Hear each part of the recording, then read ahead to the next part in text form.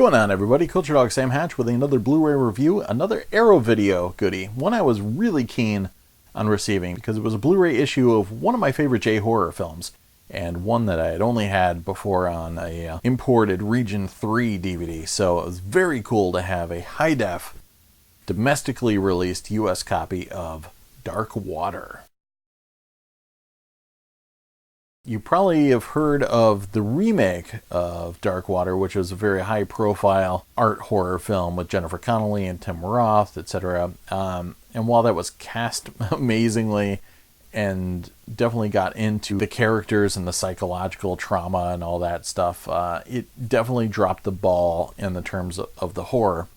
And Dark Water, for me, is a really, really good outing in the J-horror boom that took place after the success of Ringu. And it is from Ringu director Hideo Nakata and the writer of the Ring novel, Koji Suzuki, who had written a short story that this film was based on and expanded upon. It's the tale of a recently divorced mother named Yoshimi, played by Hitomi Kuroki, who's trying to raise her daughter Ikuko and actually retain custody of her in a very, very bitter custody battle and a really nasty divorce. So it's essentially Kramer versus Kramer with ghosts. But it smartly weaves the supernatural elements in this tale of psychological despair, because Yoshimi is not just a woman going through a very bitter divorce, but she has a dark past, and it's actually this tale of 3 generations, 3 layers of abandonment. She has your recurring memories of being a girl in elementary school, often being left behind by her mother, and then now she's in a situation where she may become that person, that abandoning mother character figure for her daughter, because she's struggling to make ends meet, and she has to get back into the corporate world, which is very unforgiving in terms of personal time. And then she's also under the gun, under the microscope during these proceedings to prove herself fit as a mother.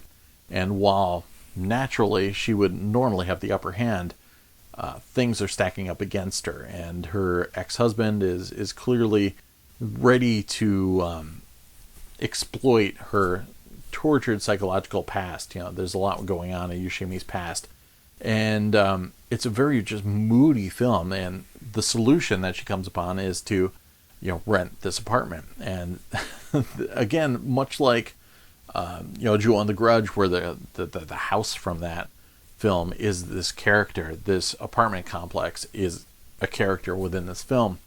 And as an audience member that something's not quite right, but this character Yoshimi is just so desperate to make things work that she's is willing to overlook some certain elements to make a go of things, and moves in with her daughter. And everybody's a little weird, though. Isao Yatsu is the apartment manager, who you may have noticed in Jewel and the Grudge is the old man that's always playing peekaboo with Toshio, this child ghost.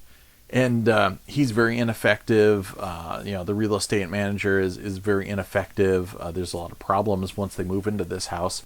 There's constant staining on the ceiling from water dripping all over the place, and water is a very important element to the work of Hideo Nakata. In The Ring, it's very, very important. Even in his American remake, it begins with a lot of water imagery, clearly indicative of a tortured frame of mind here. So these water stains on high are these kind of metaphorical manifestations of a stained mind, of a troubled psyche. So it's got that mood, it's got all of that going on, and then it layers on just enough of a supernatural element and a little bit of a mystery of another girl and another tale of abandonment.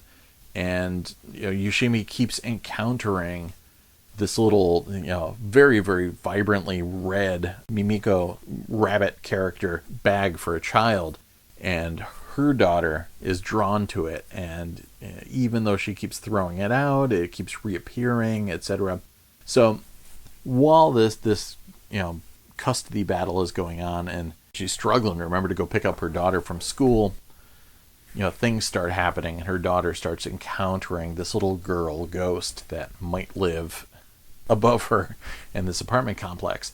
And there's not a ton of overt scares, but the ones that are there are very striking, and there's a lot of sadness infused in this film. There are a couple moments that I get goosebumps every time I see it. There's some very simple visual effects, but they work like gangbusters. But yeah, if you've seen the American remake, definitely check this one out. It's a far superior film, and it, even as intense as it is, a tale of this despairing mother trying, really trying to make a go out of being a successful single mother and raising her daughter. There are some moments where there's this hope. She encounters this other lawyer character who is willing to listen to her tale, and there's a really cool moment where she's laying out all this weird, bizarre paranoia about what's going on in the apartment, what she saw in another apartment room upstairs. And then everything is justified. She's like completely vindicated as everybody inspects it. And in any other horror movie, they'd be like, nope, everything's fine here. You're a complete psycho. And there's that one moment where, maybe some people are on her side. And that was cool and very, very refreshing. So it's not all bleak. Yeah, it's just one of those uniquely satisfying balancing acts where it has just enough of a supernatural element, it shows you just enough of it, like the effects are done just right, like everything's just honed very well and crafted very well. So you gotta hand it to Hideo Nakata for pulling it together for this film. And for the longest time, all I had it on was this import HK DVD. And it looked good enough on that, but I was super psyched that Arrow was sending me a Blu-ray copy. So yeah, Dark Water hits 1080p, and yeah, it looks good. There's a very stylized look to the film. It's funny, initially it doesn't have a lot of intense contrast. It's very like kind of grayish and washed out, and with a lot of yellowy kind of tones, and it's a very sulfuric look to it in some of the flashbacks. But then at other moments, it actually becomes rather bright. Like once the family moves into the apartment, there are actually a lot of like solid blacks and very brightly lit shots. So it's interesting to note like how much daylight is in this very moody psychological supernatural drama. So yeah, it was a lot more punchy than I remembered it on DVD for sure, and it's maybe inconsistent throughout. But from that point on, like kind of where they move into the apartment complex, it was strong, a strong picture from that point on. I did notice a little bit of macro blocking and a couple like moments where it was like fading to black, like in some of the gradations of black. I noticed some macro blocking, but that was about it. Yeah, other than that, it was a very strong picture, and definitely a notch up from my DVD 9 that I had gotten before. But I mean, this is one of those movies that, much like Cairo, if you haven't seen that, another really, really good film that equates like hauntings with loneliness and despair and that sort of thing.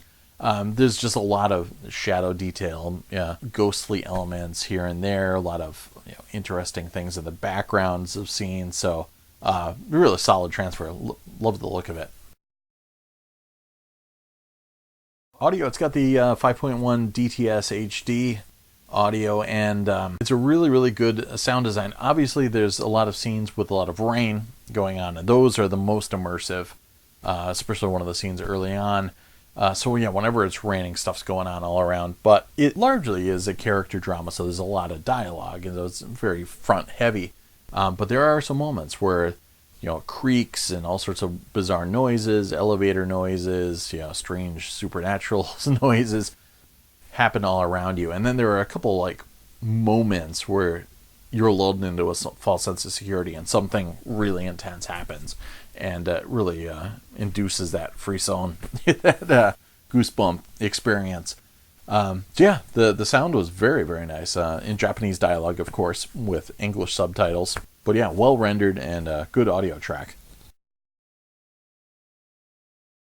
having just experienced this film as the film itself for so long, I was really excited to see what sort of special features were on here. And there are some good ones. There's a making of documentary. It's not really a making of documentary in a kind of narrative structured sense. It's like a lot of other making ofs I've seen in some other Japanese releases. It's just a gathering of random scenes and just straight set footage. Mostly with another actor playing a different aged version of the daughter Ikuko. And yeah, it's just a lot of, just you are there, fly on the wall, on the set footage. And no narrative, no documentarian voiceover or anything like that. So it's not gotta have it, make it or break it kind of stuff, but it's a cool little addition. There's some archival interviews with the actresses, which is pretty cool, like Asami Mizukawa. But the coolest thing is the new stuff. There was a lot of stuff shot for this Arrow release this year with Hideo Nakata and Koji Suzuki and cinematographer Junichiro Hayashi, it was a really interesting one because the other guys are all in these very like austere like office rooms or just like a conference room or something like that. But Junichiro Hayashi is in this bar basically. He seems like this cool like Japanese like uncle character, and he tells you like it is hanging out. There's all these like liquor bottles in front of him all lined up. That was a cool interview. But I mean, between his and the two others, the Hideo Nakata one was great, and the Suzuki one was great too. Because they're both not just, the tale of the making of Dark Water, but it's a real kind of like seed of the J-horror boom exposition. They're talking about, obviously the Ringu films, Spiral, all the other Ring sequels, the American Ring films, they even get in a little bit of The Grudge, Ju-on and all that stuff. And Koji Suzuki really gets into his mindset on horror and what he thinks is scary and how that differs from what most American horror films bring versus what makes Japanese horror a little bit different. And yeah, really cool stuff. It gets into Hideo Nakata's first film, Ghost Actress, and leading up to there's a lot of stuff with the Ring in here too. So that was cool. And it doesn't shortchange Dark Water stuff either, but it showcases how that was a little bit of a different production, how the writing of it was a little bit different.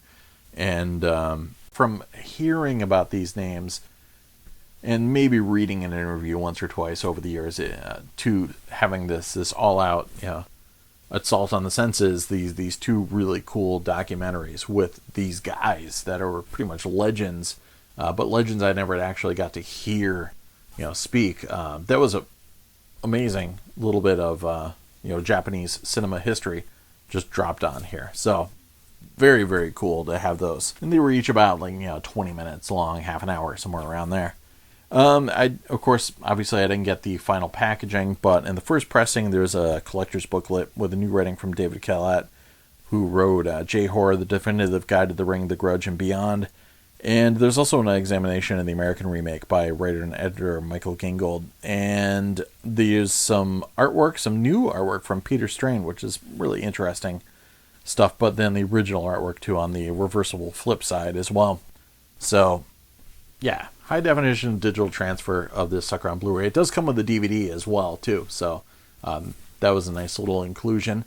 And Dark Water, man, such a cool flick, underrated flick, but underseen. It hasn't really been released properly here in the States, I don't think. So now's your chance to catch it if you've seen the original Japanese version of The Ring or Ringu. Do yourself a favor and check this out. It's film shot through with sadness, but it's got a real humanitarian vibe to it, but doesn't skimp on the supernatural elements either. So I can't recommend it highly enough. Check it out. Hideo Nakata's Dark Water. Great film. So, thanks for hanging out. Hopefully you enjoyed this review, and I'll be back with some more and all sorts of shenanigans. So, cheers, everybody. Peace out.